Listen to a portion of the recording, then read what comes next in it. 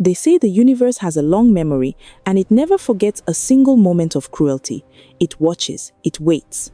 And when it finally moves, it moves with the precision of a master drummer landing the final beat, inevitable, resonant, and so perfectly timed that the silence after it is deafening.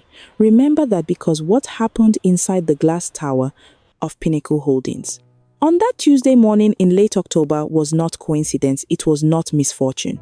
It was the universe collecting a debt that had been accrued the moment a man named Emeka Oduya opened his mouth and decided that a young woman's worth could be measured by the fabric of her wrapper and the label on her bag. Emeka Oduya. Let us talk about Emeka Oduya, 41 years old, Deputy Managing Director of Operations. Emeka Oduya at Pinnacle Holdings, the fastest growing private investment firm on the Lagos mainland. He wore Oswald Boateng suits, the ones cut in London by the Ghanaian master himself, starting at £3,000 before you arrived at the Pocket Square. And he wore them with the particular self-consciousness of a man who needs the world to register the name before it registers the person.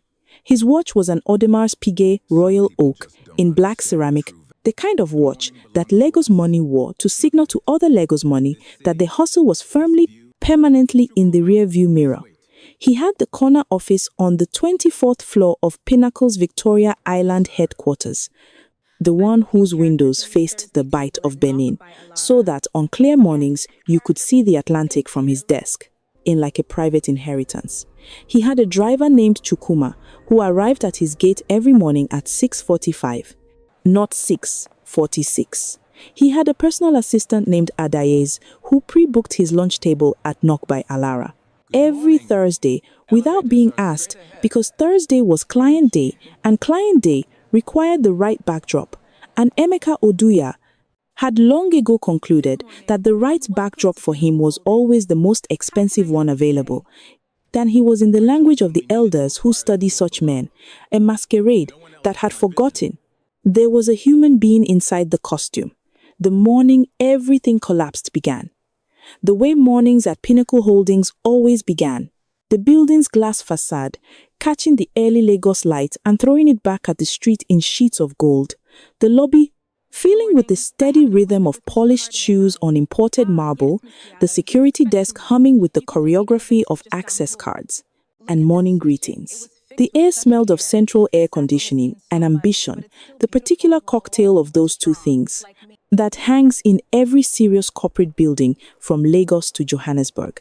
And standing near the elevator bank, holding a worn leather satchel that had been repaired at the strap, with neat, careful stitching, was a young woman named Amara. Her full name was Amara Diallo, and she had arrived that morning from Accra, where she had taken the red eye. After spending the previous week in Nairobi on paper, on the single sheet of paper that the university placement coordinator had submitted to Pinnacle's HR department, she was a graduate intern assigned to the Corporate Strategy Division. For a 6-week rotation in person, she was 26 years old, lean and composed with close-cropped, natural hair and the unhurried quality of someone who has been in rooms far larger than this one, and has learnt that stillness, real stillness, is the most powerful thing a person can carry into any space. She wore a simple Ankara print blouse in deep indigo and cream good fabric, good tailoring, but not the kind of tailoring that announces itself, and a pair of straight-cut black trousers. Her shoes were low-block heels, the sensible architecture of someone who intended to think rather than perform. The leather satchel at her side was old but beautiful, in the way that well-made things become beautiful.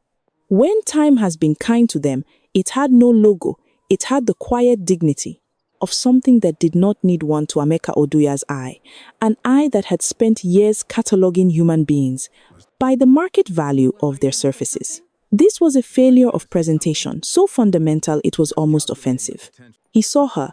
The moment he stepped off the elevator, he was mid-stride, mid-sentence with Tunde, his senior analyst, running through the morning schedule, in the rapid-fire shorthand of a man who considers time spent on anyone outside his orbit to be a charitable donation. His gaze swept the lobby floor automatically, the way a landlord sweeps a property quick possessive cataloging everything for its utility or its deficiency when it landed on Amara standing near the elevator. With her repaired leather satchel, it stopped. She was speaking to the front desk attendant, her voice low, her satchel held in both hands, a quality of patient alertness in her posture. She looked in the Cathedral of Marble, an imported glass that Emeka Oduya had spent years treating as his personal stage, like she had arrived from somewhere far more real. He looked at her for 4 full seconds. Then he walked directly to the front desk, cutting across her conversation with the smooth entitlement of a man who has never once adjusted his trajectory for another human being. "Ngozi," he said to the attendant, his voice set at the volume of a man who stopped worrying about being too loud sometime in his early 30s. "The courier from Sterling Bank. The documents I'm expecting, have they arrived?" Ngozi began to answer. Amara stepped back, half a step, a small, barely perceptible accommodation, the kind of movement that a lifetime of being the least powerful person in a room teaches the body to make without instruction. Emeka glanced at her, then, the glance of a man performing a rapid calculation. His eyes traveled from the block heels, upward paused on the Ankara blouse, which was, he noted internally, not any brand he recognized, continued to the repaired leather satchel, and landed on her face with the expression of a man who has arrived at a number smaller than he expected. "Are you here for the catering?" he asked. The lobby did not go silent, because lobbies never go fully silent, but the particular sounds closest to that moment, Ngozi's fingers on the keyboard, Tunde's careful breathing, the low murmur of 2 associates crossing the floor behind them, all of those sounds underwent a subtle change in quality, to the way air changes quality just before rain. Amara looked at Emeka Oduya. Her eyes were steady and very clear, and completely, without panic. There are people who, when publicly humiliated, immediately begin performing their response. The flush of the cheek, the trembling lip, the visible scramble to reassemble dignity. Amara Diallo was not one of those people. She received the question, the way certain trees receive storms without bending, without breaking, but not without registering. "No," she said, her voice was even. "I'm the new strategy intern. I begin today." Emeka Oduya processed this information with the unhurried composure of a man who had decided long ago that being wrong about small things did not constitute a problem requiring acknowledgement, right? He said with the lightness of someone setting down a subject of no particular interest, and turned back to Ngozi. It should have been the end of it. A moment of casual cruelty, the kind that leaves no visible mark, but carves something, leaves something. In the tissue of a person's memory of a place, Amara could have taken her access card, found her assigned desk in the strategy division, and filed the moment away in that long, heavy drawer that people who are routinely underestimated learn to maintain. But the universe had already noted the transaction, and the universe, unlike the men it watches, is meticulous by 9:45, the open plan floor of Pinnacle Strategy Division, and had absorbed the story of the lobby encounter with the quiet efficiency of an office that runs on ambient information.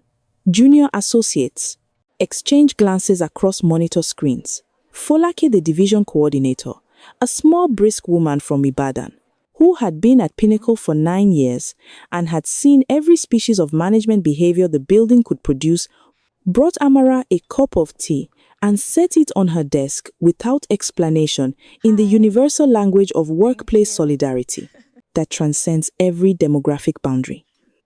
Amara accepted it with a small, contained smile, opened her laptop and began methodically reading through the strategy division's quarterly performance reports. She read the way people who are genuinely interested in information read, with a focused, unhurried attention that absorbed detail and retained it, her pen making small, precise marks. In the margins of her notepad at 11, Emeka held the weekly department briefing. The conference room was all dark wood and Danish chairs and a presentation screen that had cost more than some people's annual salaries. There were branded leather folders at each seat. There was bottled water, imported from a Norwegian glacier. There was a platter of pastries from the French bakery, 3 floors below, that Emeka had installed in the building specifically because he had read in a profile of a New York hedge fund manager that an in-house artisan bakery communicated a certain seriousness of intent. Amara sat at the far end of the table. On her repaired leather satchel, rested against the leg of her chair. She opened her notepad. Her pen was ready. Emeka stood at the head of the table and performed himself at his usual frequency, assured, expansive a man, in the full exercise of his domain. He walked through the Okonkwo infrastructure deal, projections, with the authority of someone who had not merely understood them, but authored them, though Folake knew, and Tunde knew. And two of the junior analysts knew that the actual analytical framework in those projections had been built largely by Tunde. Over 2 weekends in September, he made a remark about one of the associate slide transitions that was framed as feedback but functioned as public correction. He took a call halfway through the briefing and held up one finger at the assembled room. That ancient, unbothered gesture of a man who has decided his time is worth more than 14 people's combined attention, and spent 8 minutes discussing a golf weekend in Abuja. When he returned his gaze to the room, it was with the serenity of a man who sees absolutely no problem with what just happened near the end of the meeting. He needed the action items compiled and distributed, and his gaze moved down the table, found Amara, he said, and the laser pointer drifted in her direction. Compile the action items and send them to the team. Before close of business, several chairs shifted, with the subtle discomfort of people who had learned to express disagreement only through small, unattributable physical movements. Amara met his gaze, nodded once. It was not the nod of someone grateful to be seen. It was the nod of someone receiving information they had already anticipated, with the patience of a person who has learned that the fastest way through a thing is sometimes simply to let it be what it is. Folake, sitting 2 seats from Amara, studied the Norwegian glacier water bottle with sudden intense interest. The afternoon carried the specific weight of a day that has decided it has a destination at 2:15. Emeka summoned Amara to his office through his assistant Adayez, who delivered the summons with the slightly pressed expression of a woman who had been facilitating this man's behavior for 4 years and had privately resolved to find a different role before the next review cycle. Emeka's office was the fullest expression of who he believed himself to be behind his desk. A large canvas, an original Jideka Akunili Crosby, purchased at a Christie's auction 3 years ago, the kind of acquisition that appeared in his profile interviews as evidence of cultural investment and served more practically as a signal to visitors that he operated at a level of taste and NDPB&AT. They should feel appropriately humbled by his desk. Was ebonized oak and brushed brass, a scale model of the Eco-Atlantic development. On Lagos Island, sat on the credenza beside his computer, because Pinnacle had been a minor stakeholder in a Phase 3 component, and Emeka had decided this entitled him to claim the project as a kind of personal landmark. His chair was a custom piece from a Milanese studio della Muscateme, the kind of chair whose price was communicated not through any visible tag, but through the quality of its silence. When you sat in it, the way expensive things are, always quieter than cheap ones. He did not look up when Amara entered. This was a performance he had refined over many years. The theatrics of preoccupation, the studied indifference that was meant to communicate your arrival has not yet become important enough to interrupt what I am doing. He let it run for a full 40 seconds. She counted later because she found the duration interesting. As a data point about the precision of his self-regard, before he finally looked up and tilted back in his Milanese chair. "I've looked at your placement file," he said he had not. He had glanced at the cover page, seen the university name, and formed a conclusion. "I want to be direct with you, because I think directness is a form of respect." He paused as people do when they are about to deploy a word as a container for its opposite. This division has a particular culture. Our clients are at the highest level. Our partners are at the highest level. The impression the team makes individually, collectively, has a direct impact on the business. He let that settle. His gaze traveled from her Ankara blouse to her repaired satchel with the deliberate transparency of a man who has given up, maintaining the pretense that he is not doing exactly what he's doing. I don't think you quite reflect that standard. Amara stood in the center of the room. She had not been invited to sit. The afternoon sun came through the windows and caught the Atlantic far below and breaking it into 1,000 pieces of light. I see, she said. I'm going to recommend to the placement office that they consider a more suitable division for you. He picked up his pen, an indicator that the conversation was entering its final phase. But I want to be clear, and again I say this with respect, this team isn't suited for someone who hasn't made the effort to come prepared. His eyes moved one final time to the repaired leather satchel, to the Ankara print, to everything about her appearance that his particular expensive, carefully maintained blindness I had decided was evidence of insufficiency. I like you to return your access card to reception. Today, he looked back at his papers, the Ng Decker Akunili Crosby canvas behind him, a painting that depicted in its layered, luminous complexity the textures of Nigerian domestic life, the beauty of ordinary things, the profound dignity of the unremarkable hung in his office, like an irony he was completely unable to perceive. Amara looked at him for one long, quiet moment. Then she nodded, that same nod, slow, deliberate, the nod of someone whose patience has just reached the end of the task it was assigned. All right, she said. In the corridor, Folake was waiting.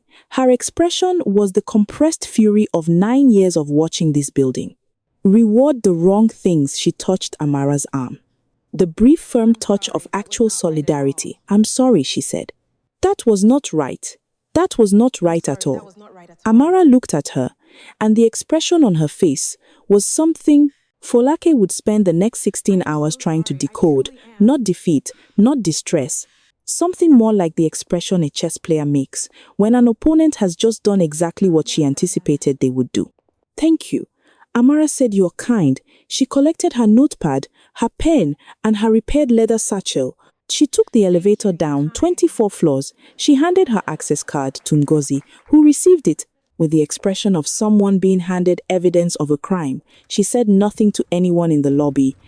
The glass doors opened, and the Victoria Island afternoon received her, the heat, the salt wind off the bite of Benin. The immense indifferent energy of Lagos continuing in all directions. Emeka Oduya, upstairs in his Milanese chair, ordered his knock by Alara, reservation confirmed for Thursday, and turned to the Okonkwo infrastructure projections. He felt as he always felt after making a hard decision, with clean efficiency. Like a man who understood what this business required, he had 21 hours left of that feeling. Because at 9 the following morning, the ground was going to open. The morning of Wednesday began at Pinnacle Holdings. And the way all mornings began, Chukuma arriving at Imeka's gate at 6:45, the drive down. Ozumba Mbadiwe in the grey pre-dawn cool, the building's glass facade catching the first light. And throwing it back at Victoria Island in sheets of pale gold, Emeka rode in the back of his Mercedes S-Class. With his tablet open, reviewing the Okonkwo infrastructure deck, occasionally glancing at the ocean through the tinted window, with the satisfaction of a man who believes the view belongs to him, by virtue of his proximity to it. He had his Americano in the console holder. He had his Audemars Piguet reading 8:53 on his wrist. He had, in the particular architecture of his self-regard, absolutely no presentiment of what was already in motion on the streets behind him. At 8:47, 6 minutes before Emeka's Mercedes turned into the Pinnacle Holdings basement car park, 3 vehicles pulled onto the access road fronting the building's main entrance. They were not remarkable vehicles in the way that flashy things are remarkable. They were remarkable in the way that serious things are remarkable, quietly, completely, with the kind of authority that does not require announcement. 3. Black Toyota Land Cruisers, the long wheelbase variant with dark tinted windows and the particular unhurried precision of a convoy that has never once been asked to wait for anything they did not park in visitor bays. They stopped directly in front of the entrance, and the uniformed drivers remained behind their wheels, engines running with the patience of men accustomed to waiting at the front doors of important places. Ngote at the front desk saw the convoy and sat up slightly straighter, the involuntary postural adjustment of someone who recognizes gravity without yet knowing its source. From the second Land Cruiser, two people emerged. The first was a tall man in a dark agbada, perhaps 60 years old, with the particular bearing of someone who has spent decades in rooms where final decisions are made and has found those rooms entirely comfortable. His name was Kwame Asante Boateng. He was the chairman of the Asante Boateng Group, a conglomerate headquartered in Accra with subsidiary operations across 11 African countries, a portfolio that included telecommunications, infrastructure, agricultural processing, 3 commercial banks, and a private equity arm, whose assets under management placed it in the top tier of institutional investors on the continent. He was in the precise financial language of Pinnacle Holdings' own prospectus, one of 2 anchor shareholders whose combined stake represented the foundational capital upon which the entire firm had been built. It was also though very few people at Pinnacle Holdings had ever been in the same room with him. Technically, the reason the building existed, the second person who stepped out of the Land Cruiser was Amara Diallo. She was wearing a different Ankara today, deep burgundy and gold structured and magnificent, the kind of fabric whose patterns carry the specific weight of intentional choice. Her natural hair was the same, close crop, her posture was the same, unhurried stillness. In her hand she carried the repaired leather satchel, the same one with the neat careful stitching at the strap that Emeka Oduya's eyes had traveled to with such transparent contempt the afternoon before she walked beside Kwame Asante Boateng. With the ease of someone walking beside a person she has known her entire life, which is exactly what she was doing. Because Kwame Asante Boateng was her grandfather, and she had been walking beside him since she was 4 years old and barely reached his elbow. The glass doors opened. Ngozi looked up, saw the tall man in the agbada, looked at the woman beside him, looked back at the tall man. Something moved across her face, the rapid visible processing of a recognition arriving in real time, and she stood up from her chair, which she had never done for a visitor in 9 years, and said, her voice carrying the slightly elevated register of controlled surprise. "Good morning, sir, good morning. Ma, welcome to Pinnacle Holdings, Kwame." Asante Boateng inclined his head. With the graciousness of a man to whom deference is so familiar, it no longer registers as remarkable. "Good morning," he said. "And we have a 9 o'clock with the board upstairs in the 24th floor executive suite." The morning had been proceeding. On its normal trajectory, the board meeting had been scheduled for 9 o'clock and its agenda distributed the previous Friday. Listed 3 items. Q. 3. Performance review, the Okonkwo infrastructure final approval, and what the agenda listed simply as strategic partnership review, as a line item that the executive team had read with the mildly curious but largely incurious attention of people who trust that someone else has handled the details. Emeka had arrived at his desk at 8:58, set down his Americano and opened the Okonkwo infrastructure deck. One final time, he was feeling the particular confidence of a man whose morning has proceeded exactly as planned. He had dressed with a special care today, the boarding suit in midnight blue, the Audemars on his wrist, the pocket square in ivory silk. He was by every available measure of the only measuring system he trusted, precisely as impressive as a man needed to be at 9. 2. His desk phone rang. It was Adai's from just outside his door, which meant the matter was too urgent or too strange to relay by intercom, sir, she said, and the quality of her voice, not alarmed, but altered, carrying the register of someone recalibrating, made him put down his coffee. "The board is ready, and there are 2 additional guests, and they've been escorted directly to the boardroom." Who, he said, a pause. "Mr. Kwame Asante Boateng," she said, "and the intern from yesterday." Miss Diallo, the silence that followed was long enough to have a shape repeat that. Emeka said a daisy repeated it. Emeka sat very still in his Milanese chair for approximately 7 seconds. Then he stood, straightened his pocket square with a gesture that had become reflexive and walked to the boardroom. The boardroom at Pinnacle Holdings occupied the northeast corner of the 24th floor. It was a room designed to communicate permanence.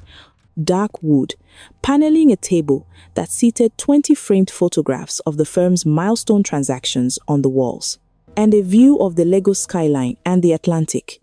Beyond that, had been specifically chosen to make visitors feel simultaneously impressed and reminded of their smallness. It was a room that had absorbed 10 years of serious decisions, doti man, and it carried that weight in its walls. When Emeka pushed open the boardroom door, the first thing he registered was the composition of the room. The 5 board members were in their chairs. The CFO was present.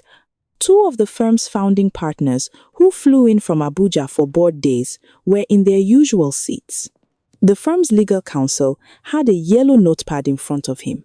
A pen uncapped every person in that room. I had the particular stillness of people who know something significant is about to happen and have agreed without discussion to wait for it at the far end of the table, the seat that in every boardroom in the world corresponds to the position of greatest authority. Sat Kwame Asante Boateng. His agbada was magnificent. His bearing was composed complete. The effortless authority of a man who has never once in his adult life needed to perform power because he has never been required to convince anyone he has it. Beside him sat a woman.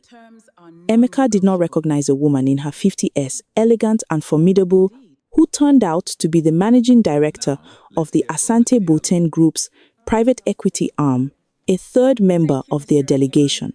A younger man with a laptop sat to her left, and beside the younger man with her repaired leather satchel, placed neatly on the table in front of her, and her hands folded on top of it.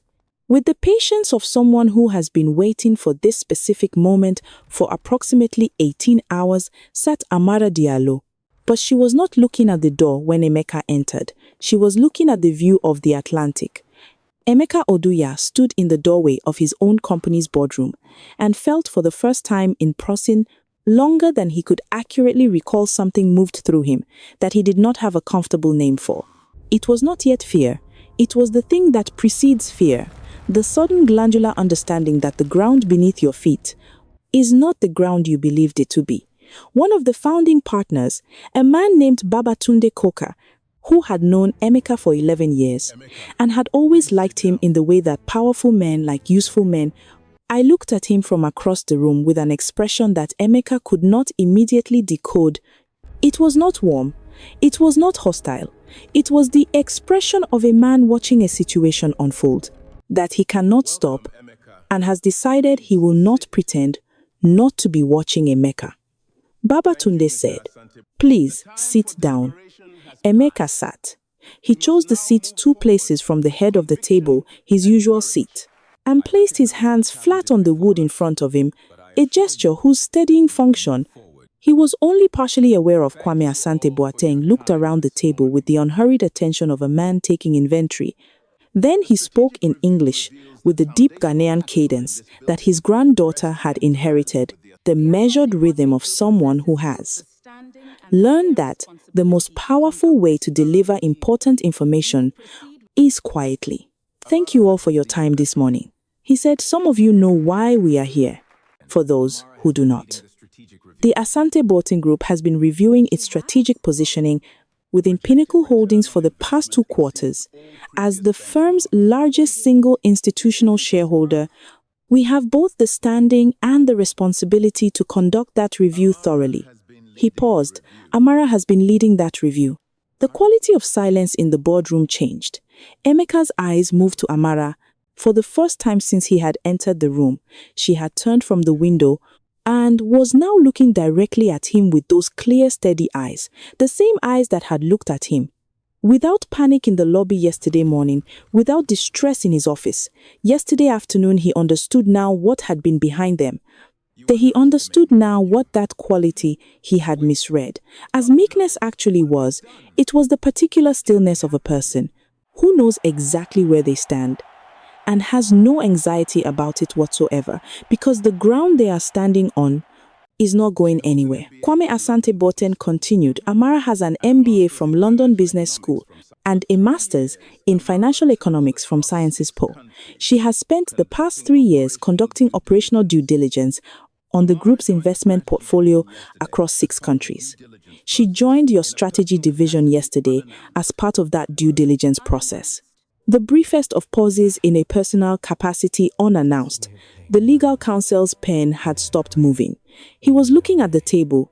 With the expression of a man doing rapid calculations about liability, she reported to me last night Kwame Asante Boateng said, regarding her experience, and here is where the floor fell away because Kwame Asante Boateng looked at Emeka Oduya with the measured complete attention of a man delivering a verdict he has already fully considered, and the room went so still that the distant sound of Lagos traffic 24 floors below became suddenly, briefly audible, and he said quietly with the gravity of a man who does not raise his voice, because he has never needed to.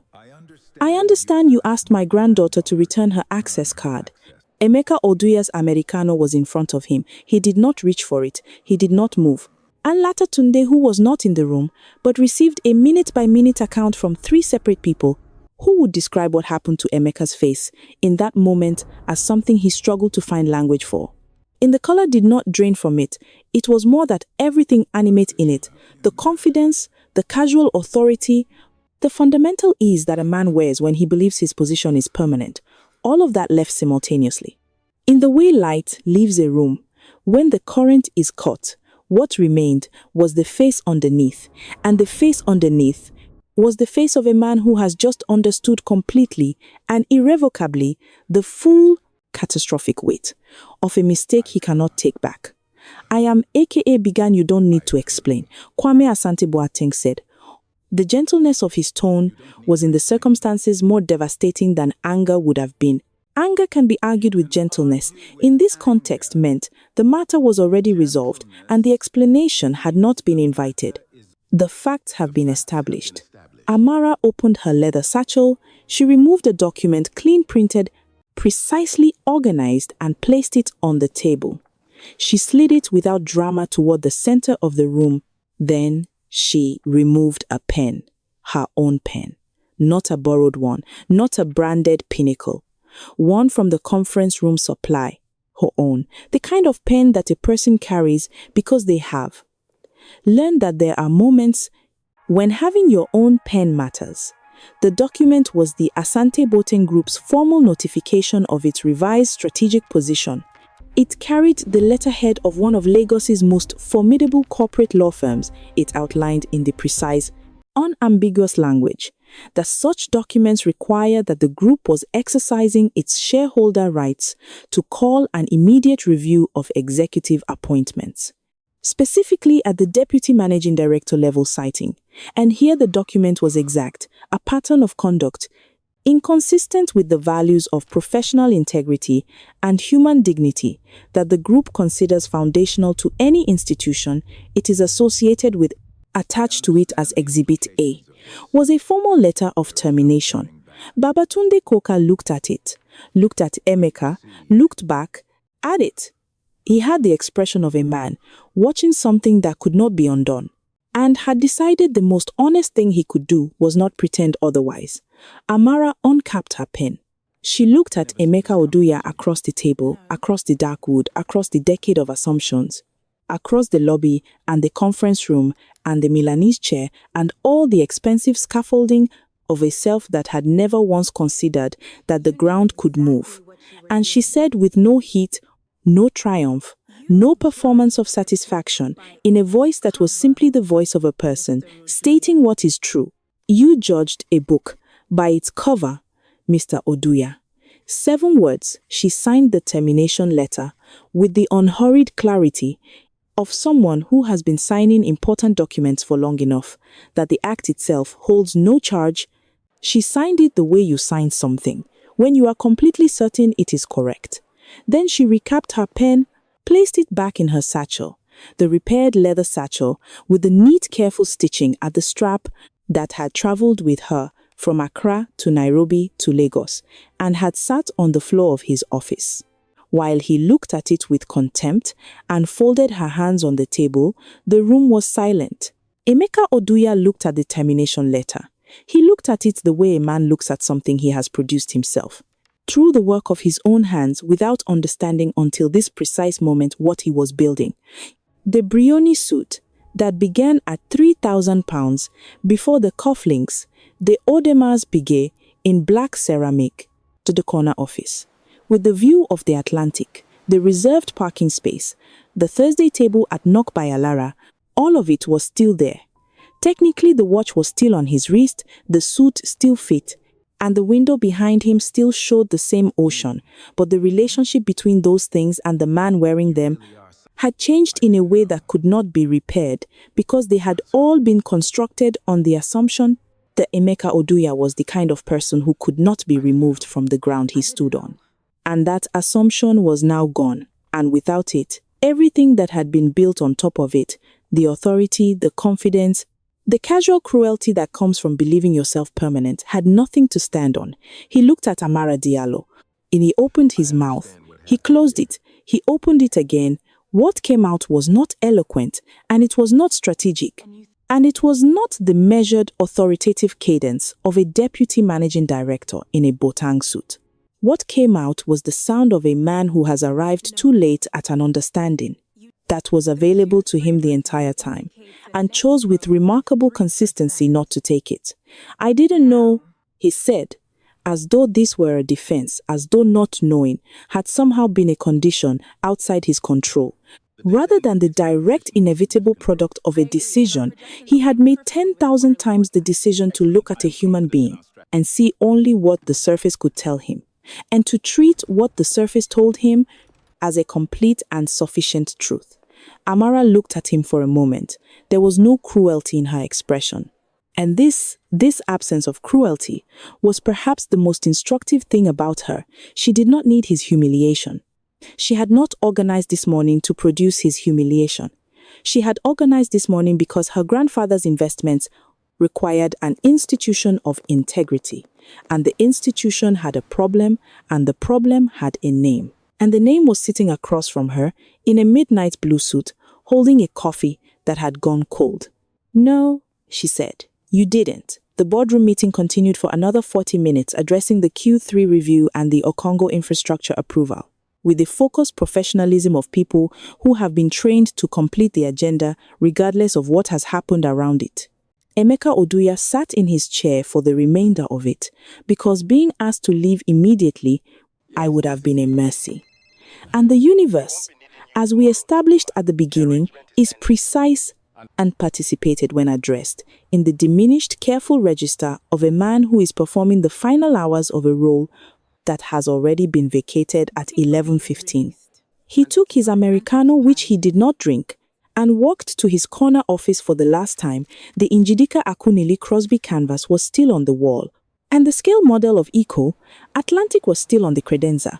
The Atlantic was still visible through the floor-to-ceiling windows, enormous and indifferent, going all the way to the horizon, and beyond it he stood at the window for a while, with the watch, and the suit, and the view, and none of it felt like what it had felt like yesterday or the day before, or at any point in the years he had been building the scaffolding, because the thing that had made it feel like something, the belief that it was permanent, that it was unreachable, that the altitude he had climbed to was a condition of his own making, that the world owed him indefinitely.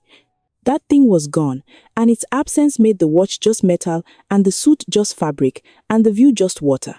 And the man standing among those things, just a man who had forgotten at enormous cost something very simple. He had forgotten that the universe does not organize itself around your assumptions about who matters. Adaye processed his access revocation with the quiet efficiency of a woman who had decided she felt less than she expected to feel. Chukwuma was called and told not to return the following morning. The parking space with his name on it would be repainted by the end of the week. The Thursday table at Knock by Alara when Ades quietly notified the reservation line was released. Without complication, good tables in Lagos are never vacant for long. And in the boardroom, where the morning's full business had now been completed, Amara Diallo stood at the window with her grandfather and looked at the same ocean that Emeka had been looking at 5 minutes earlier. The Bight of Benin in the late morning, light, restless and luminous, carrying on its surface 10,000 years of history that no single person's arrogance has ever managed to alter. Kwame Asante Boateng put one large hand briefly on his granddaughter's shoulder. "Well done," he said in TWE, which is the language of home. "I didn't do anything extraordinary, Grandpa."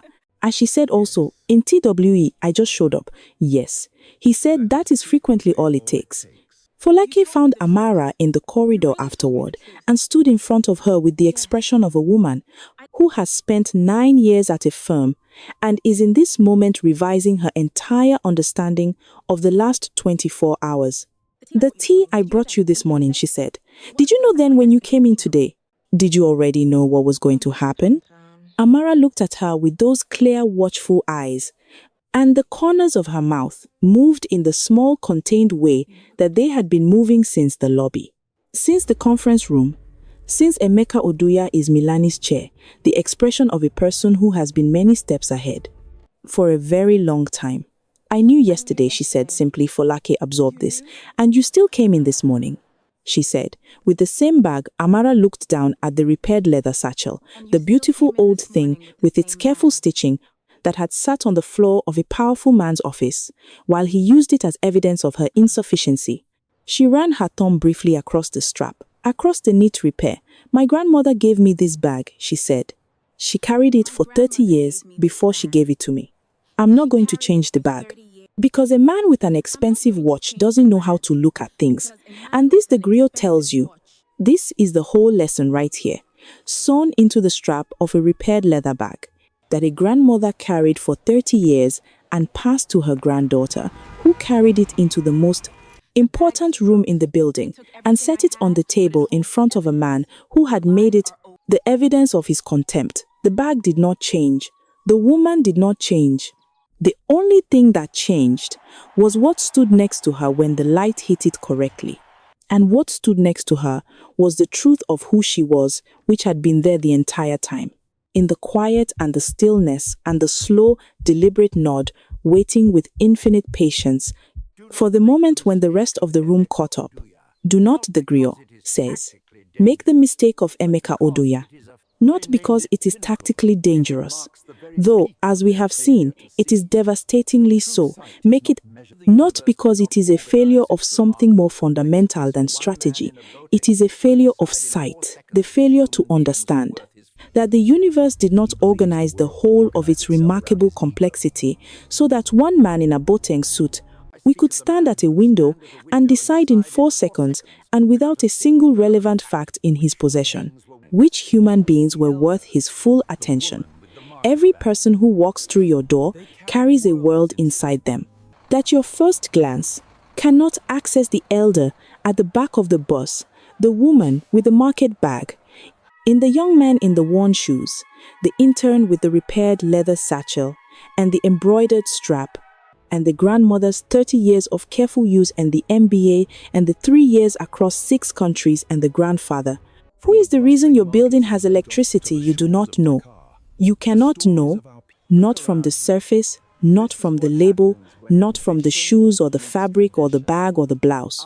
The griot has seen 1,000 versions of this story in Lagos and Accra, in Nairobi and Dakar, in Johannesburg and Abidjan and Addis, in every city where ambition builds glass towers and fills them with people who have confused the altitude of their offices with the altitude of their wisdom. The story is always the same. The names change, the watches change, the suits change. The ending do not judge the book by its cover. Not because the griots say so, not because the proverbs say so, because the book one morning will walk back through your door in a convoy of 3. Land cruisers take the seat at the head of your table, uncapped its own pen, and write an ending you did not see coming because you were too busy looking at the cover.